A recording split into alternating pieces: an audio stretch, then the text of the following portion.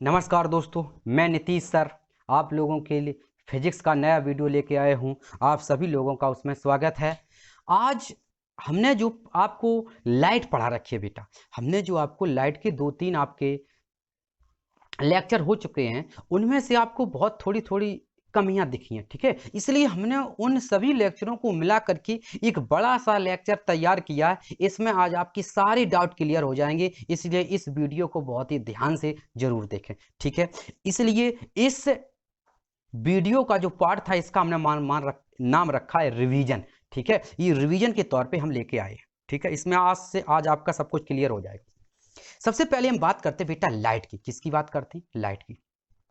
तो लाइट पता है लाइट क्या होती है? हमने आपको बताया था बेटा, लाइट मतलब प्रकाश होता है।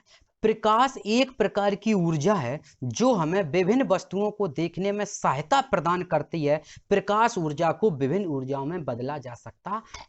जो प्रकाश होता है सूर्य से जो आता है बेटा, उससे हमें क्या क्या मिलता है? वो हमें ऊर्जा देता है, लाइट देता है, बहुत सारी चीजें देता है। उसके द्वारा हम विभिन्न ऊर्जाओं में बदल सकते हैं। कैसे? जैसे आपने देखा होगा बेटा, घरों में क्या लगा देते हैं? छत पर लगा देते हैं। क्या लगा देते हैं? सौर ऊर्जा लगाते हैं। छत पर सौर ऊर्जा लगा देते हैं, जिसके द्वारा टीवी, सीडी, घर में जो भी हमारे विद्युत के उपकरण होते हैं सारे चलते हैं। तो वो एक प्रकार की ऊर्जा है जिसके द्वारा हमें लाइट ऊर्जा बहुत सारी चीजें प्रोवाइड कराता है, ठीक है? इससे थोड़ी जी के संबंधित एक छोटी सी बात समझ लो। अगर आपसे कोई पूछ दे कि ये बताओ, सूर्य में ऐसा क्या होता है जिसके कारण सूर्य हमें प्रकाश और ऊर्जा देता है? हो सकता है बेटा, सूर्य में ऐसा क्या होता है, कौन सी रिएक्शन होती है जिसके कारण सूर्य हमें प्रकाश और ऊर्जा देता है? तो याद रखना, इसमें जो रिएक्शन होती है वो होती है नाभिकीय संलयन। क्या होती है? नाभिकीय संलयन, याद रखना, ठीक है? नाभिकीय संलयन अभिक्रिया होती है, ठीक है? इसमें नाभिकीय संलयन अभिक्रिया होती है। तो सूर्य में नाभिकीय संलयन अभिक्रिया होती है जिसके कारण सूर्य हमें प्रकाश, ऊर्जा, ऊष्मा इत्यादि चीजें प्रोवाइड कराता है, देता है, ठीक बेटा? अब बात आती है सूर्य में नाभिकीय संलयन अभिक्रिया होती है किसके कारण? तो याद रखना, सूर्य पर सबसे अधिक मात्रा में क्या होती है? हाइड्रोजन गैस पाई जाती है। क्या पाई जाती है? हाइड्रोजन गैस, याद रखना। सूर्य पर सबसे अधिक मात्रा में हाइड्रोजन गैस पाई जाती है, जिसके कारण सूर्य में नाभिकीय संलयन अभिक्रिया होती है और सूर्य हमें प्रकाश और ऊर्जा देता है, ठीक है? अब यहां से आता है प्रकाश किसके द्वारा आता है, ठीक है? ये सारी चीजें हम धीरे धीरे डिस्कस करेंगे आज के, ठीक है? ये तो पता ही होगा प्रकाश की चाल वगैरह, ठीक है? कितनी होती है? 3 × 10⁻8 मीटर प्रति सेकेंड, ठीक है? इसमें से आगे चलते हैं। अब जो मेन बात आती है इस चैप्टर की बेटा, वो आती है प्रकाश की घटना। इनको ध्यान समझना, आपने छोटी छोटी गलतियां की हैं कॉपी में। प्रकाश की घटनाएं, तो प्रकाश की मुख्य तौर पे अभी तो आपकी क्लास में 2 घटनाएं हैं, ठीक है? प्रकाश की 2 घटनाएं होती है बेटा, कौन कौन सी? सबसे पहली जो प्रकाश की घटना है जिसका नाम है प्रकाश का परावर्तन, और दूसरी जो घटना है जिसका नाम है प्रकाश का अपवर्तन, ठीक है? आगे चलते हैं। सबसे पहले बात करते हैं प्रकाश का परावर्तन। अब नाम से याद रखो तो याद रहेगा बेटा, प्रकाश मतलब सूर्य से आने वाला किसी भी स्रोत से जहां से प्रकाश निकलता हो। परावर्तन आपने कहा होगा, कोई चीज परावर्तित हो जाती है। परावर्तन का मतलब होता है लौटना, ऐसे याद रखो तो याद रहेगा। परावर्तन का मतलब लौटना, बस। प्रकाश का परावर्तन का मतलब क्या होगा?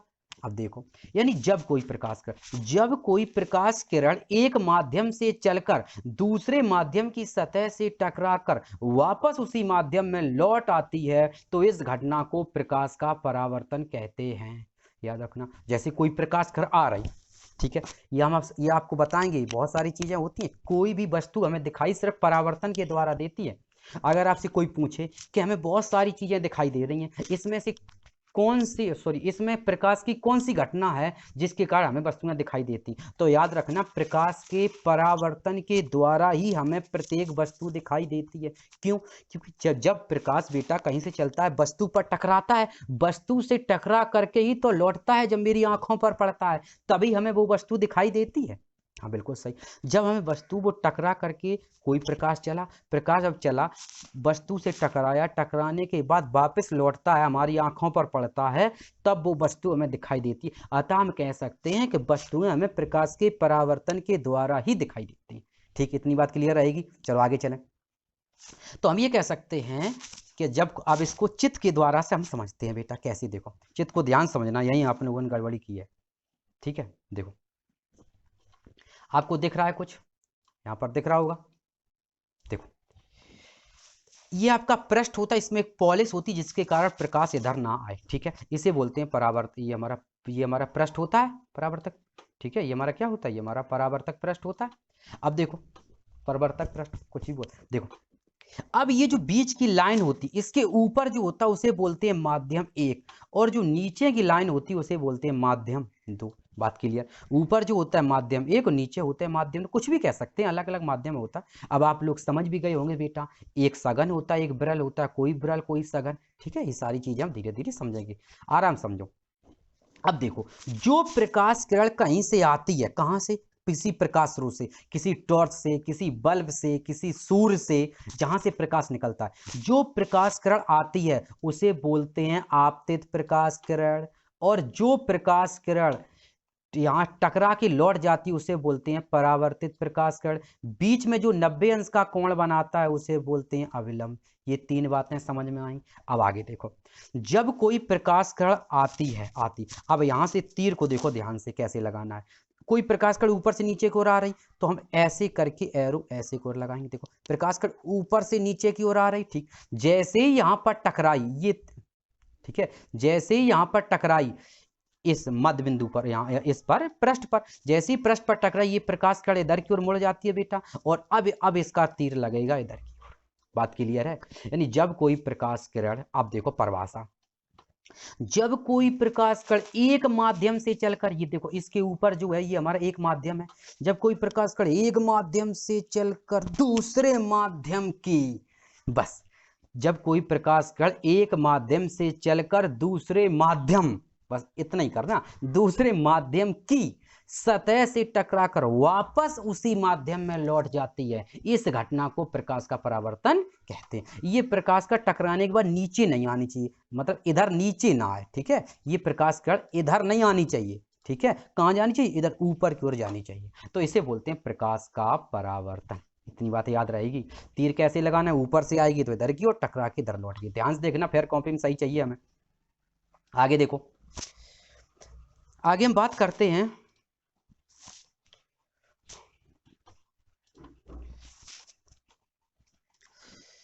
हमें, अब देखो ये हमारा कौन सा है? आपतन कोण, और ये हमारे कोण आई और कोण आर। देख लो, अब देखो, आपतित किरण और अवलंब, आपतित किरण और अवलंब, इन दोनों के बीच में देखो, ये रही आपतित किरण, ये अवलंब, इन दोनों के बीच में जो इन दोनों के बीच में जो कोण बनता है उसे क्या बोलते हैं? आपतन कोण।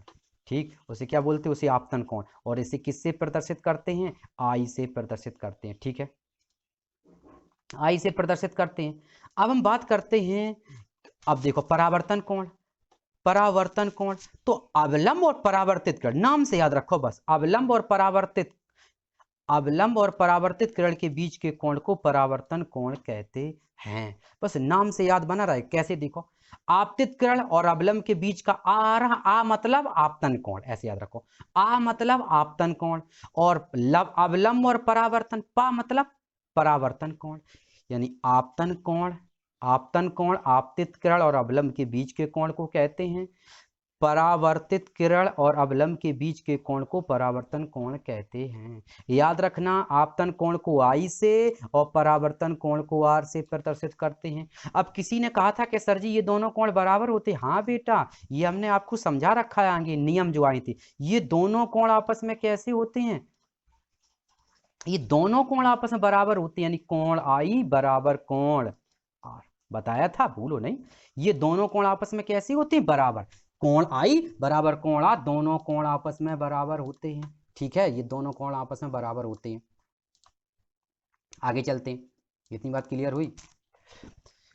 अब बात आती है परावर्तन, प्रकाश के परावर्तन के नियम। प्रकाश के परावर्तन के नियम 2 हैं। नंबर 1, सबसे पहले देखो, आपतित किरण, परावर्तित किरण तथा अवलंब तीनों एक ही बिंदु पर मिलते हैं। दूसरा नियम है आपतन कोण का मान परावर्तन कोण के मान के बराबर होता है। आ जाओ पीछे देख लो जरा एकदम ध्यान से। अभी हमने क्या बताया था, आपतित किरण अवलंब तीनों एक ही बिंदु पर मिलते हैं बेटा। तो ये बात क्लियर देखो, ये हमारी आपतित किरण रही ऊपर से आ रही, यहाँ पर इस बिंदु पर मिल रही, कोई मान लो बिंदु ऊपर मिल रही, ठीक है। और ये अवलंब ऊपर से, और ये हमारी परावर्तित टकरा के ऐसे लौटेगा, तीर ऐसे लगेगा। और ये परावर्तित किरण और अवलंब, ये तीनों चीजें, अवलंब, परावर्तित किरण और आपतित किरण, ये तीनों एक ही बिंदु पर मिलते हैं। पहला नियम क्लियर है बेटा। हम ये ऐसे बोल सकते हैं बेटा, एक ही बिंदु पर मिलते हैं या एक ही तल में मिलते हैं, दोनों एक ही बात है, ठीक है। एक ही तल में मिलते हैं या एक ही बिंदु पर मिलते हैं। दूसरा हमने बताया कि आपतन कोण का मान परावर्तन कोण के मान के कैसे होता है बेटा, बराबर होता है। हम कह सकते हैं कोण आई का मान कोण आर के मान के कैसे होता है, बराबर होता है। अब बात क्लियर, अब तो नहीं प्रॉब्लम होगी दोबारा। चलो आगे चलो, ठीक है। इतनी दो बातें सही कर लेना। अतः अब हाल में बताया था बेटा, कोण आई बराबर कोण आर, याद रखना। इसीलिए वो दोनों कोण आपस में कैसे होते हैं, बराबर होते हैं। आगे चलो, अब बात करते हैं प्रकाश का अपवर्तन, रिफ्लेक्शन ऑफ लाइट, यानी प्रकाश का अपवर्तन। प्रकाश का अपवर्तन, रिफ्लेक्शन ऑफ लाइट की हम बात करते हैं जब कोई प्रकाश किरण एक माध्यम से चलकर और दूसरे माध्यम में चली जाती है और लौटकर उसी माध्यम में नहीं आती है, तो इस घटना को प्रकाश का परावर्तन कहते हैं। जैसे मान लो कोई प्रकाश किरण है, जैसे हम तुमको एग्जाम्पल के तौर पे थोड़ा समझा दें, थोड़ा सा समझ जाओगी। जैसे मान लो आप खड़े हैं, कहाँ कर रहे, खड़े हैं, और हाँ लला खड़े हैं, आप खड़े हैं। जैसे देखो यहाँ पर, आप यहाँ पर ऊपर खड़े हैं, तो यहाँ पर क्या होगी, वायु है। जहाँ पर आप खड़े हैं खुले में, पृथ्वी के ऊपर खड़े हैं, वायु है। यहाँ पर एक गड्ढा था, तालाब है, तालाब में क्या भरा होगा, जल। क्या भरा होगा, जल। तालाब में क्या भरा होगा, जल। तालाब में जब जल भरा होगा तो आपको पता है बेटा, जब कोई आपके हाथ में टॉर्च है, ठीक है, आपने ऊपर से प्रकाश टॉर्च लगाई तो कहाँ आएगी, नीचे आएगी। नीचे जब प्रकाश जब नीचे आएगा तो नीचे ही तो चला जाएगा। आपको ये थोड़ी होगा कि टॉर्च कोई नीचे, अगर पानी से कोई लगाएगा तो उसकी रोशनी हल्की सी ऊपर आएगी। ये बात क्लियर है, यानी बस वही आपका है, यानी प्रकाश, जो प्रकाश हमारा ऊपर से नीचे आएगा, नीचे से ऊपर जाएगा, वही है। यानी जब कोई प्रकाश किरण एक माध्यम से चलकर दूसरे माध्यम में चली जाती है और लौटकर उसी माध्यम में नहीं आती है, तो इस घटना को प्रकाश का परावर्तन, संभवतः नहीं लौटती, वैसे तो कंडीशन है जब लौटती है, वो कंडीशन अलग बनती है, ठीक है। तो लौटकर उसी माध्यम में नहीं आती है। आगे चलो, हम चित्र के द्वारा समझते हैं। चित्र आपका ये रहा, देखो।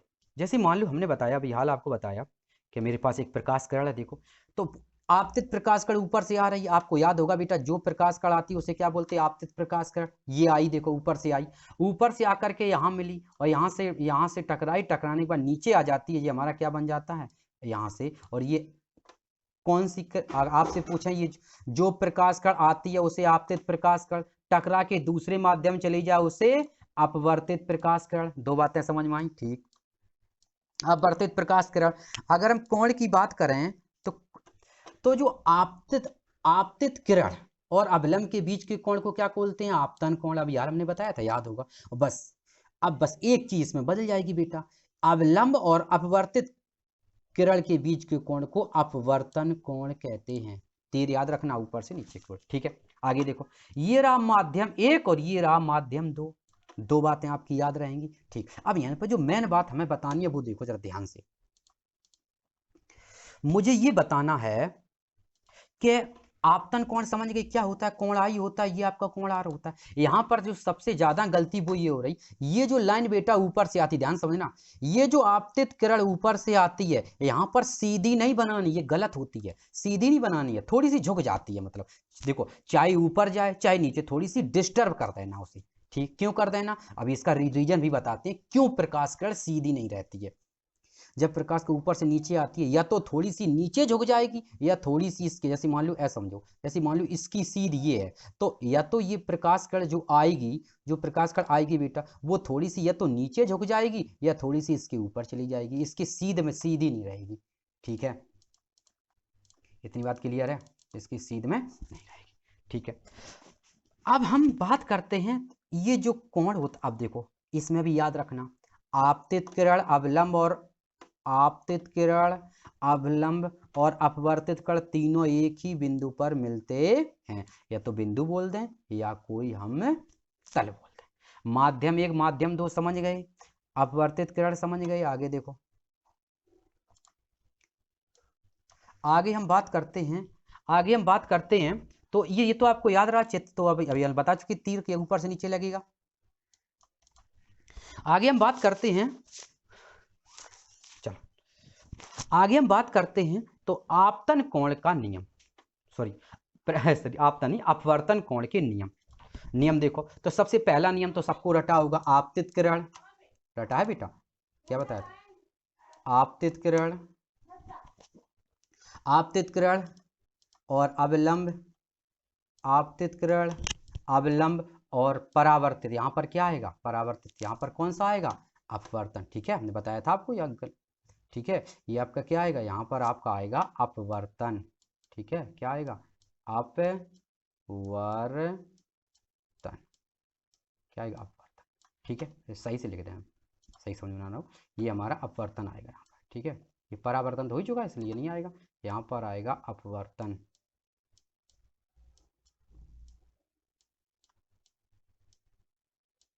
ठीक है, अपवर्तन सही। अब देखो, तो सबसे पहला नियम हमने क्या बताया कि आपतित किरण, अवलंब और अपवर्तित किरण तीनों एक ही तल में मिलते हैं, क्योंकि प्रकाश का परावर्तन और प्रकाश के अपवर्तन का जो पहला नियम है वो बिल्कुल सेम है। आगे बात करते, दूसरा जो नियम है वो याद रखना, बस ये बहुत काम का है, इसी में बहुत बहुत गड़बड़ी होती है। कैसी होती है देखो, हम बात करते हैं कि आपतन कोण की ज्या, इसलिए हमने बता दिया बेटा, ज्या जो होती है, हिंदी में ज्या बोलते हैं, उसे आपने मैथ में पढ़ा होगा, ज्या को बोलते हैं साइन, यानी आपतन कोण की ज्या। तो आपने बताया था आपतन कोण क्या होता है बेटा? आई। तो आई को अगर आपतन, देखो आपतन कोण होता है आई, ज्या मतलब होता है साइन, तो आपतन कोण की ज्या बन गई साइन आई। क्लियर है? और तथा अपवर्तन कोण की ज्या यानी साइन आर का अनुपात एक नीतांक होता है। मेरे कहने का मतलब है साइन आई और साइन आर, ये जो कोण होते हैं इनका जो अनुपात होता है वो एक नीतांक होता है। ये प्रकाश के परावर्तन की तरह दोनों कोण आपस में बराबर नहीं होते। ना तो समझो बिल्कुल सीधा बना दो, जितना ऊपर उतना नीचे, नहीं, थोड़ा सा कम ज्यादा होते हैं। ठीक है, तो इनका जो दूसरा नियम है वो ये है कि आपतन कोण की ज्या तथा परावर्तन कोण की ज्या का अनुपात एक नीतांक होता है, जिसे अपवर्तनांक कहते हैं, इसे स्मॉल एन से प्रदर्शित करते हैं। ठीक है, आगे चलो, अब देखो कैसे होता है। हमने बताया आपतन कोण की ज्या की अगर हम बात करें, तो आपतन कोण की ज्या की अगर हम बात करें, ऊपर हमारी साइन आई लिखी, आपतन कोण मतलब आई, ज्या मतलब साइन, तो साइन आई बटे साइन आर बराबर क्या होता है? नीतांक। अभी बताया था हमने, आपतन कोण की ज्या परावर्तन कोण की ज्या का अनुपात एक नीतांक होता है। साइन आई बटे साइन आर बराबर हम एन लगा देते हैं, जहां एन एक इसे स्नेल का नियम कहते हैं, याद रखना ये आता है, यानी एन बराबर साइन आई बटे साइन आर, ये किसका नियम है? इसे स्नेल का नियम कहते हैं। अब यहां से एक मेरी बात समझ लो ध्यान से, एन जो होता है उसे हम बोलते हैं अपवर्तनांक। ध्यान से समझना, बहुत इंपॉर्टेंट बात बता रहे हैं। ये जो हमारा अपवर्तनांक होता है, क्या होता है? अपवर्तनांक होता है, अपवर्तनांक होता है, ये हमारा अपवर्तनांक होता है। आगे देखो, अपवर्तनांक होता क्या है देखो, जैसे अभी हाल हमने जैसे बेटा हमने मान लिया ये आपकी है, आप ऊपर खड़े हो, आपने टॉर्च लगाई, तो प्रकाश आपका यहां से आया, टकरा करके इधर थोड़ा सा घूम गया या इधर चला गया, थोड़ा सा इधर इधर घूम गया, इधर चला गया। जैसे मान लो इधर से आया तो यहाँ टकराया, थोड़ा इधर मुड़ गया, क्योंकि ये अवलंब होता है, ऐसे जाता है। मेरे कहने का मतलब है जो अपवर्तनांक होता है उसे एन से प्रदर्शित करते हैं, उसका जो मतलब होता है वो ये होता है बेटा कि B1 बटे B2। आप समझना ध्यान से, इस B1 बटे B2 इसका मतलब होता है कि जैसे मान लो हमारे हाथ में टॉर्च है, समझना, हम देखो ऊपर खड़े हैं, जैसे यहाँ पर हम खड़े हैं, ठीक खड़े हैं, हमने टॉर्च लगाई, तो यहाँ से टॉर्च हमने जगाई तो वहां से वहां तक प्रकाश किरण की एक स्पीड होगी सीधी। जैसे बेटा पानी में एंट्री करेगी, मान लो उसकी स्पीड कम हो गई, इधर जाने लगी, तो उसकी स्पीड कम ज्यादा हो जाएगी, बस यही कह सकते हैं। यानी दो माध्यमों में प्रकाश की चाल, दो माध्यमों में प्रकाश की चालों के अनुपात को अपवर्तनांक कहते हैं। बात को समझ में आई? जैसे एक थोड़ी और समझ लो, जैसे मान लो हम खड़े हैं, ऐसे समझ लो, एक एकदम बढ़िया तरीका समझाएं। जैसे मान लो ये मेरा कांच का शीशा है, आप यहाँ पर खड़े हैं, आपने टॉर्च लगाई या बल्ब लगाया, तो उधर जब लगाया बेटा तो वहां से प्रकाश निकला, प्रकाश जब निकला तो इधर गया, इस सीध में गया, ठीक गया, क्योंकि इसकी स्पीड हमने मान ली v1 है। जैसे ये कांच में टकराएगा, कांच की दूसरी तरफ निकलेगा तो इसकी स्पीड कुछ कम ज्यादा हो जाएगी। मान लो स्पीड कम ज्यादा तो फैल गई, इधर चला गया, इधर चला, किसी भी एक और चला गया, तो स्पीड इसकी कम ज्यादा हो गई, बस वही है। मतलब पहले माध्यम में प्रकाश की चाल और दूसरे माध्यम में प्रकाश की चाल का जो अनुपात होता है उसे हम अपवर्तनांक कहते हैं, इसे स्मॉल एन से प्रदर्शित करते हैं। यहां से प्रश्न कैसे बनते हैं? ऐसे बनते हैं कि जब प्रकाश के अपवर्तन में जब प्रकाश किरण चलती है, दूसरे माध्यम में जाती है तो वे अपने मार्ग से हट जाती है। क्यों? तो याद रखना, अपने मार्ग से इसलिए हट जाती है क्योंकि उसकी प्रकाश की चाल बदल जाती है। क्योंकि यदि एक ही माध्यम रहेगा बेटा तो नहीं बदले, कोई टेंशन नहीं, लेकिन जैसे ही माध्यम बदल जाएगा प्रकाश की चाल बदल जाएगी, प्रकाश की चाल बदल जाएगी तो उसका मार्ग भी विक्षेपित थोड़ी ऊपर नीचे डिस्टर्ब हो जाती है। ठीक है, याद रखना। तो समझ में आया क्लियर? हाँ, तो मुंह दर्द करने लगा, अभी भी नहीं समझ में आया? आ गया? ओके, धन्यवाद, कोई बात नहीं, तो समझ में आना चाहिए। इसे स्नेल का नियम कहते हैं, याद रखना। आगे हम बात करते हैं प्रकाश के अपवर्तन की विभिन्न स्थितियां। मतलब कौन कौन सी स्थितियां, वो हम बताते हैं आपको। देखो, हमने बताया बेटा, जब प्रकाश किरण सघन माध्यम से विरल माध्यम में जाती है। क्या बताया? जब प्रकाश किरण सघन माध्यम से विरल माध्यम में जाती है। देखो, अब देखो ध्यान से, हमने आपको पढ़ा रखा है। देखो, तो हमारी प्रकाश किरण ऊपर से नीचे आ रही, देखो कैसे, तो यहां से ये कोण बना, देखना ध्यान से। और हाँ, एक बात और, आपने फेयर कॉपी में प्रकाश के जब ये प्रकाश के अपवर्तन की विभिन्न स्थितियों के चित्र नहीं बनाए। क्यों? हमने पीडीएफ में इसलिए नहीं बनाए थे क्योंकि वही बार बार बनाना है, लेकिन आपको फेयर कॉपी में कंप्लीट करने हैं। ठीक है, याद रखना। तो ये हमारी प्रकाश किरण जो आ रही है उसे हम बोलते हैं आपतित प्रकाश किरण। जैसे यहां टकरा करके दूसरे माध्यम में चली गई तो ऐसे करके तीर लगेगा। सही है, आ गई। अब देखो, ये तो पता है आपतित किरण। अब होता क्या है, जब प्रकाश किरण सघन माध्यम से विरल माध्यम में जाती है। अब देखो, जब प्रकाश किरण हमारी सघन माध्यम से चली और जैसे ही विरल माध्यम यहां पहुंची और यहां से एंट्री करके विरल माध्यम में जाएगी, पहुंचने वाली थी, विरल माध्यम पहुंचने वाली थी क्या जा रही, सॉरी, यहां पहुंची, इधर पहुंची। अब ये डिस्टर्ब क्यों हो जाती? हमने आपको बताया था कि जब हमारा सघन माध्यम होता है, सघन माध्यम में जो कोण होता है, जो आपतन कोण होता है, उसका मान विरल माध्यम में अपवर्तन कोण से छोटा होता है, ऐसे याद रखो। तो अब सिंपल सी बात है बेटा, जब कोण ये वाला ऊपर वाला कोण छोटा होगा, नीचे वाला कोण बड़ा होगा, तो जब प्रकाश किरण ऊपर से चली, यहां पहुंची, यहां से चल करके जैसे ही विरल माध्यम में जाएगी तो कोण बड़ा होगा। और कोण बड़ा होने का यही मतलब है कि जैसे मान लो इसको जाना चाहिए था, ये ध्यान समझना, इसको जाना चाहिए, ये जो रेड कलर से दिखाई, इसको जाना चाहिए था, ये इस सीध में इसको जाना चाहिए था, लेकिन इस सीध में ना जाकर के ये थोड़ी सी इधर इस सीध में जाती है, अर्थात थोड़ी सी अपनी मार्ग से हट करके इस तरह से जाती है। क्यों जाती है? उसका कारण पता है, क्योंकि यहां पर जो कोण बनता है कोण आई, और जो कोण बनता है आर, ये जो कोण बनता है आई और जो कोण आर बनता है, आर का जो मान होता है वो आई के मान से बड़ा होना चाहिए। ये नियम है किसमें? विरल माध्यम का जो कोण है वो बड़ा होना चाहिए, ऐसे याद रखो। जब विरल माध्यम का कोण बड़ा करोगे बेटा, जब ये कोण बड़ा करोगे तो ये वाली जो लाइन है ये वाली ऊपर हटेगी, अर्थात ये वाला कोण बड़ा हो जाएगा। अब बात क्लियर है? अतः प्रकाश किरण जब सघन माध्यम से विरल माध्यम में आती है तो प्रकाश किरण क्या हो जाता है? तो प्रकाश किरण, अब देखो हिंदी क्या लिखिए बेटा, अतः प्रकाश किरण अतः प्रकाश किरण अवलंब से दूर हट जाती है। इसको याद रखना, अभी बहुत काम आएगा ये। ठीक, जब प्रकाश किरण सघन माध्यम से विरल माध्यम जाती है तो अवलंब से दूर हट जाती है। आगे चलो, दूसरा है जब प्रकाश किरण विरल माध्यम सघन माध्यम जाती है, बिल्कुल उसका जस्ट उल्टा है, जो पीछे था उसका जस्ट उल्टा है, उसका उल्टा। देखो, ये प्रकाश किरण ऊपर से आ रही है नीचे की ओर आई, जैसी प्रकाश किरण ऊपर से चली, यहां टकराने के बाद नीचे की ओर आएगी, तो ऐसे करके जाएगी। अभी हाल हमने आपको बताया था बेटा कि जो हमारा कोण होता है, सघन माध्यम का कोण नहीं, क्या था, हाँ विरल माध्यम, सॉरी, तो यहाँ पर सघन नहीं होना चाहिए, क्या होना चाहिए? विरल। तो यहाँ पर आप क्या लिखेंगे, विरल। ये आपका विरल माध्यम है, ठीक है, दोनों में एक ही चित्र कॉपी हो गया। ये आपका विरल माध्यम है, ठीक है। ये आपका विरल माध्यम, और नीचे आपका कौन सा माध्यम होगा, सघन। Is that clear? ओके, आगे देखो। जब पता है बेटा, जब प्रकाश किरण विरल माध्यम से सघन माध्यम, विरल माध्यम से सघन माध्यम में जाती है, अब होगा क्या। हमने आपको अभी हाल बता रखा था कि जो विरल माध्यम होता है उसका कोण आप कैसा होना चाहिए, बड़ा, और सघन माध्यम का कोण कैसा होना चाहिए, छोटा। जब कोण छोटा होना चाहिए तो जैसे ही प्रकाश कण ऊपर से आई, आने के बाद इधर पहुंची सघन माध्यम में, अब ऊपर वाला कोण होना चाहिए बड़ा, नीचे वाला कोण होना चाहिए छोटा। तो इसको जाना चाहिए था ये, अगर इसी सीध में जाती तो कोण वही रहता। कोण करो छोटा, तो कोण छोटा तभी होगा जब प्रकाश कण नीचे की ओर झुक जाती है। तो जब प्रकाश कण नीचे की ओर झुक जाती है, इतनी बात याद रहेगी। अतः प्रकाश, अब बस यहाँ से एक नियम बन गया कि जब प्रकाश किरण विरल माध्यम से सघन माध्यम में जाती है तो अवलंब की ओर झुक जाती है।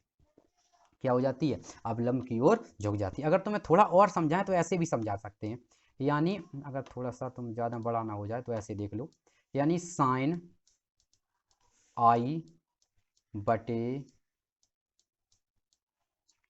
साइन आई बटे साइन आर बराबर एन बताया, साइन आई बटे साइन आर बराबर एन बताया था, ठीक है। साइन आई बटे साइन आर बराबर एन बताया था। अगर हम मान के ये चलें ये दोनों बहुत छोटे, साइन आई और साइन आर बहुत छोटे कोण हैं, तो हम इनको मान लें कोण आई बराबर कोण आर। ऐसे मान सकते, क्या मान सकते हैं, आई बटे कोण आर, ऐसे करके, ठीक है, ऐसे करके। और यहाँ से क्या बनेगा, एन टू बटे एन बनेगा। और यहाँ से ये किसके बराबर होगा, ग्रेटर देन के बराबर होगा, किसके बराबर होगा, ग्रेटर देन के बराबर होगा, यानी आई बटे आर इज ग्रेटर देन 1। अगर कैंची गुणा कर दोगे तो ये बन जाएगा कोण आई इज ग्रेटर देन कोण आर। हम ये कह सकते हैं कोण आई का जो मान है वो कोण आर के मान से कैसा होना चाहिए, बड़ा होता है। देखो बिल्कुल बात क्लियर हो गई, यानी आई का जो मान है वो आर के मान से बड़ा, इसलिए प्रकाश कण इधर झुक जाती है। अगर बताना हम इनके डेरिवेशन भी करा देंगे, लेकिन ठीक है, ऐसे कर लेना, कोई ज़्यादा बता, डेरिवेशन कुछ नहीं होती, बस ये समझाने वाली बात होती है, डेरिवेशन नहीं, ठीक है। इतनी बात क्लियर हो गई, इतनी बात क्लियर हुई या नहीं हुई पहले मुझे ये बता, ठीक है। चलो, तो यहाँ से हमारा ये कोण आई जो है कोण आर बराबर होता है, बस यही क्लियर है। अतः हम क्या कह, अतः हम ये कह सकते हैं बेटा कि आपतन कोण का मान क्रांतिक कोण के मान से बड़ा होना चाहिए, इसलिए जब प्रकाश का नीचे आती है इसलिए कोण छोटा होगा, अतः प्रकाश का। अच्छा, अब इसका नियम बताओ क्या होगा, तो फाइनल आपसे पूछें क्या बताओगे आप, क्या बताएंगे, देख लो। अतः प्रकाश किरण अवलंब की ओर झुक जाती है। अगला चलो, क्रांतिक कोण। क्रांतिक कोण के बारे में पहले समझ लो क्रांतिक कोण होता क्या है। देखो क्रांतिक कोण क्या होता है, इसको देखो।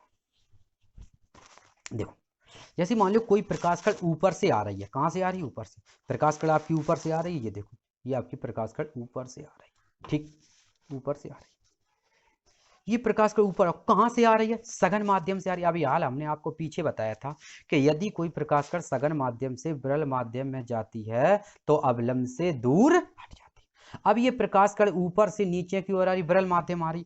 अगर अब मुझे पता है बेटा कि सघन माध्यम का जो कोण होता है वो विरल माध्यम के कोण से कैसा होता है, बड़ा होता है, ठीक। अगर हम जैसे मान लो ये वाला कोण 40 का है, समझे ना, ये वाला कोण कितना है, 40 का है, तो ये वाला कोण 60 का होगा। मतलब समझाने का तरीका है, 60 मतलब थोड़ा सा बड़ा होना चाहिए, कोण बड़ा होना चाहिए। ये 40 का तो ये 60 का। अगर हम इस 40 वाले कोण को बढ़ा करके 50 कर दें, 40 से बढ़ा करके 50 कर दें, तो ये 70 या 80 जो भी हो जाएगा, 70 हो जाएगा, ये 70 हो जाएगा। इसको हम बढ़ा करके, ये हमारा 70 हो जाएगा।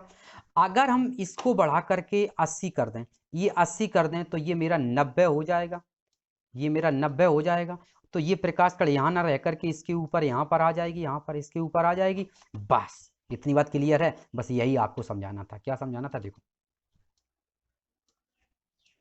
देखो, जब कोई प्रकाश कण सघन माध्यम से विरल माध्यम में जाती है तो अवलंब से दूर हट जाती है। यदि सघन माध्यम में आपतन कोण को, ये जो कोण बन रहा है, ये कोण यदि सघन माध्यम में आपतन कोण को, यदि सघन माध्यम में ये जो कोण बन रहा है ये आपतन कोण को बढ़ाओ, इस कोण को, इस जब कोण को धीरे धीरे धीरे धीरे बढ़ाएंगे, आई कोण आई को, इस कोण आई को धीरे धीरे धीरे धीरे बढ़ाओगे तो ये जो आपकी प्रकाश कण है, ये प्रकाश कण यहाँ न रह करके धीरे धीरे धीरे धीरे ऊपर बढ़ेगी। इसको नीचे की ओर बढ़ाते, इसको नीचे की ओर खींचते रहो तो ये वाली प्रकाश कण कहाँ जाएगी, ऊपर की ओर, अर्थात इसकी जो पोजीशन हो जाएगी वो ये हो जाएगी,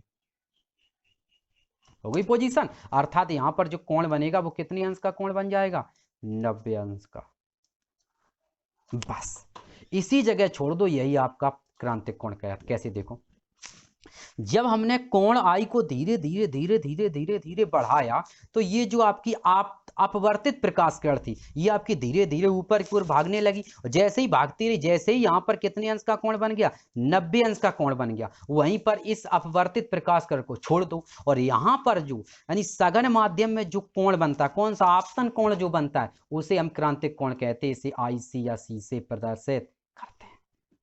बात समझ में आई? यानी जब कोई प्रकाश किरण सघन माध्यम से विरल माध्यम में जाती है तो अवलंब से दूर हट जाती है। यदि सघन माध्यम में आपतन कोण को इतना बढ़ाएं कि उसके सापेक्ष विरल माध्यम में अपवर्तित सघन विरल माध्यम में अपवर्तन कोण 90 अंश का हो जाए तो किस कोण को क्रांतिक कोण कहते हैं, याद रखना। तो सघन माध्यम में बने कोण को क्रांतिक कोण, ये जो क्रांतिक कोण है ये बन जाएगा। इतनी बात क्लियर आई? यानी जैसे ही प्रकाश कड़ा, फिर देख लो थोड़ा सा जल्दी फटाफट, ये तीर ऐसे ऊपर से प्रकाश का नीचे को आ रही, ये कोण बड़ा होगा, ये कोण सॉरी ये वाला कोण बड़ा होगा, अपवर्तन कोण बड़ा होगा और आपतन कोण छोटा होगा। यदि हम इस कोण को, ऊपर वाले कोण को कोण आई को धीरे धीरे बढ़ाएं, ये प्रकाश कण यहाँ न रहकर इसके ऊपर आ जाए, आने का मतलब है यहाँ पर कितने अंश का कोण बन जाए, 90 अंश का कोण बन जाए। तो सघन माध्यम में जो कोण बनता है इसे क्रांतिक कोण कहते हैं। इसे IC या C से प्रदर्शित करते हैं। इतनी बात क्लियर हुई या नहीं हुई? ओके, चलो आगे चलो। देख लो, जब प्रकाश कण सघन माध्यम से विरल माध्यम में, देख लो थोड़ा सा सही नहीं दिख रहा क्या?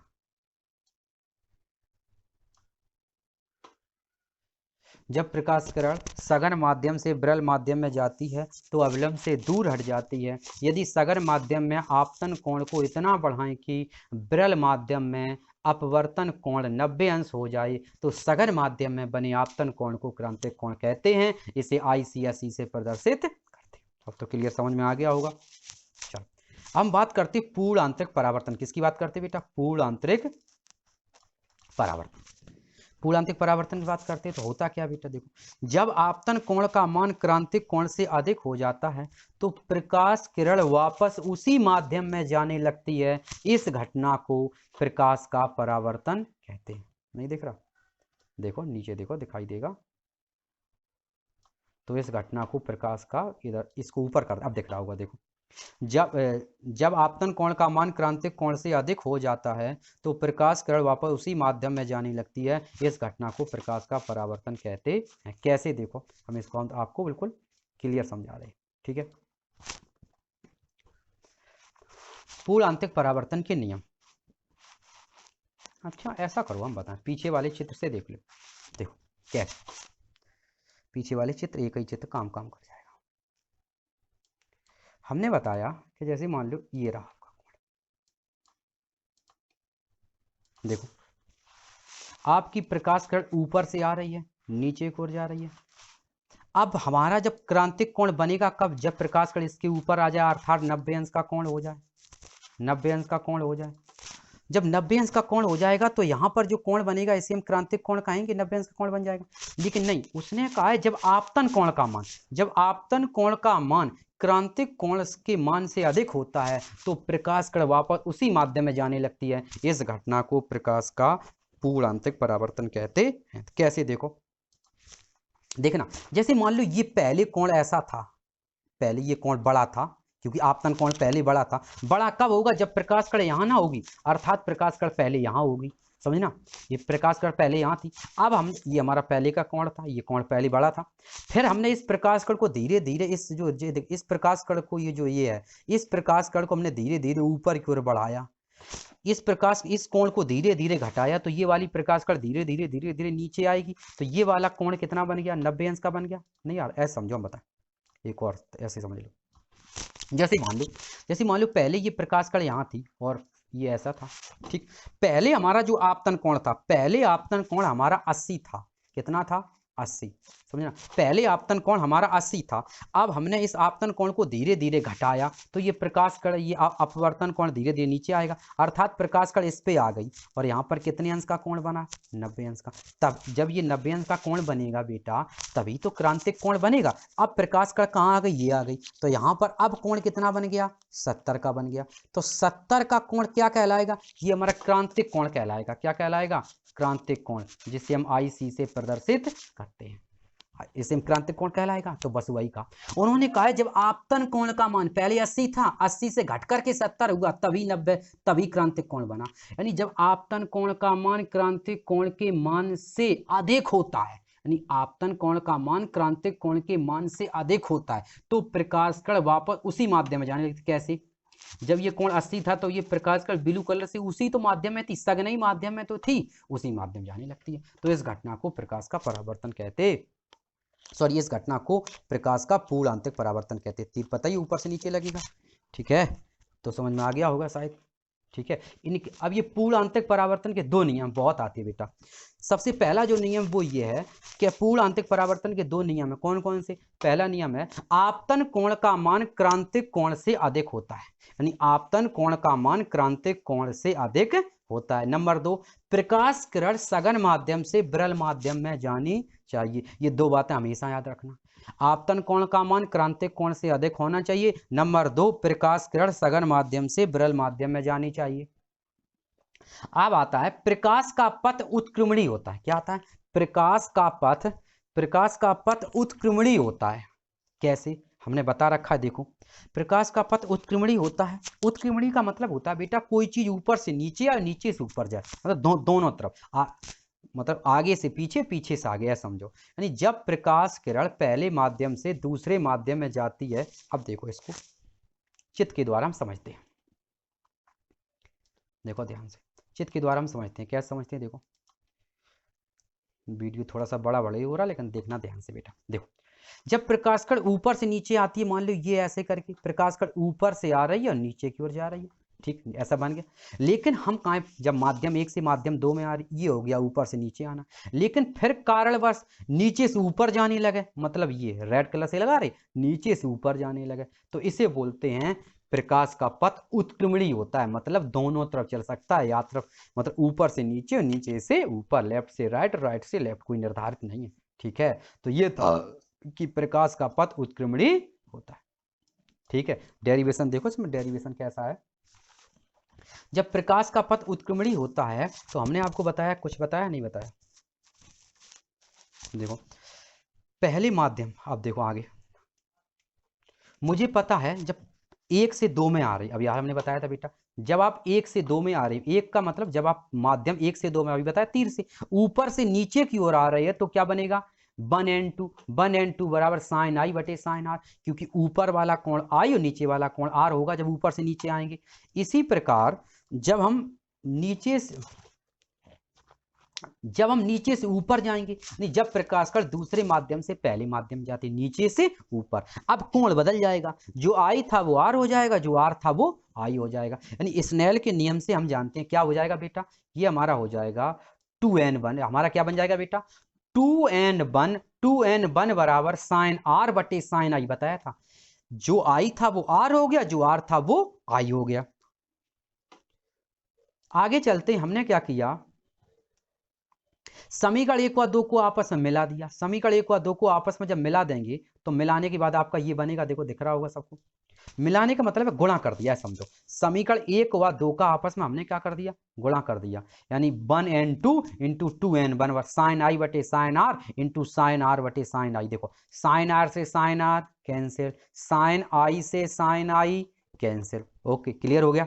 Sign i sine r cancel, जब ये कैंसिल हो गए तो जब हमारा क्या बचेगा, आगे चलो, अब हमारा क्या बन गया, जब सब कुछ कैंसिल हो गया तो हमारा यहां से बन गया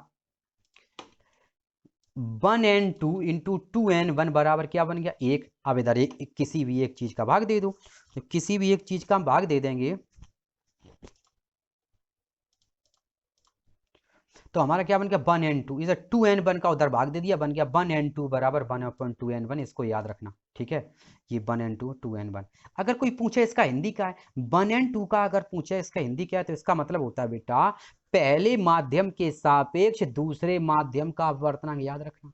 और 2n1 का कोई पूछे 2n1 का क्या मतलब है, तो इसका मतलब होता है दूसरे माध्यम के सापेक्ष पहले माध्यम का अपवर्तनांक। क्या बताया हमने, 1n2 का मतलब होता है पहले माध्यम के सापेक्ष दूसरे माध्यम का अपवर्तनांक, और 2n1 का मतलब होता है दूसरे माध्यम के सापेक्ष पहले माध्यम का अपवर्तनांक।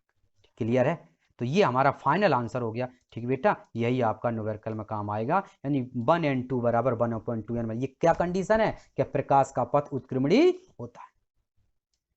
आगे चलो, हमने मान लिया बेटा, हमने मान लिया कि जो एक है, एक को वायु मान लिया और दो को जल मान लिया, तो यहां से फॉर्मूला क्या बन जाएगा, ए मीन्स वायु मीन्स एयर, ए लगा दिया, जल मीन्स डब्ल्यू लगा दिया, ए एन डब्ल्यू बराबर 1/WN। विभिन्न माध्यम में प्रकाश किरण, विभिन्न माध्यम प्रकाश किरण का है, या फिर हम इसको ऐसे भी करके किसी बुक में आपको ऐसे लिखा मिलेगा, क्या विभिन्न माध्यम, हाँ सही है, ऐसे ही लिख, विभिन्न या मिश्रित कुछ भी हो सकते हैं, विभिन्न माध्यम प्रकाश किरण। तो यहां से आपका क्या बन जाएगा, यहां से आपका बन जाएगा 3n2 बराबर 1n2 बटे 1n3। इसका डेरिवेशन हमने आपको करा दिया है, प्ले लिस्ट में जाकर के देख ले यूट्यूब पर, आपको सब कुछ इसका पूरा डेरिवेशन डिटेल से हमने कल कराया था, ठीक है। अब नोट्स में कोई भी गलती नहीं होना चाहिए बेटा, बहुत ही ध्यान से बनाएंगे, ठीक है। हमने सब कुछ समझा दिया है, बुक की सहायता से नोट्स को बनाया करें, पढ़ लें। हमने इस वीडियो को रिवीजन के तौर पे आपको सारी चीज़ें क्लियर एक बार फिर से करा दी, ठीक है। इसी के साथ ही ये वीडियो समाप्ति की ओर बढ़ रहा है, ठीक है, पढ़ते ही रहें, ओके। ये वीडियो इसी के साथ ही समाप्ति की ओर बढ़ रहा है, और इसी के साथ ही हम नीतीश सर आप लोगों से विदा लेते हैं।